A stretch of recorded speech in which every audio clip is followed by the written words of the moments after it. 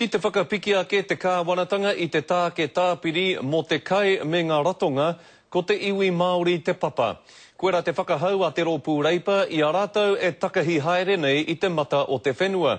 I maua ke rātou ia Irena Smith I te rohe pōti o te tai tokerau. Haruru ana te taingāti o te kaiarahi o reipa ki te tai tokerau. He pērā anō tana kauhau I ana whakahe. GST is going to push prices up on everything for everybody, and particularly for those with families. That's just going to be the straw that broke the camel's back.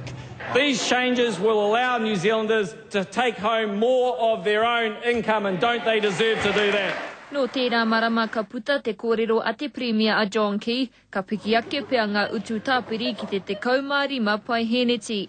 Aha kua kaore anō kia puta ngā whakaritenga hou, mōhio tonu a reipa ko te iwi Māori te papa. Ka puki ake te utu mō ngā kai, mō ngā mea mō ngā tamariki, hei haere ki te kura, ngā kākahu kura, ngā kai, hei kawe ki te kura, te utu mō ngā whare, te reti, wera tu āhuatanga e pēhi ana tātou te iwi Māori.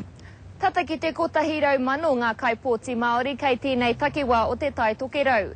Ko te nuinga e whai whakapapa ana ki te iwi o ngā puhi. E rua te kaumārua mano tāra noiho te utu tau wainga. This, $25, only for about half a dozen. But you have to eat, eh? You have to eat. Engari ko te whakahau a reipa, mā rātou tēnei take e kōkiri ki te kāwanatanga. Most of the people we speak to don't want an increase in GST, and they don't think it's fair that they're paying more on their GST while the real tax cuts will come for people at the top. Hei a popo ka tai atu te tira ki roto o Kaikohe me Kaitaia. Irena Smith, Te Karere.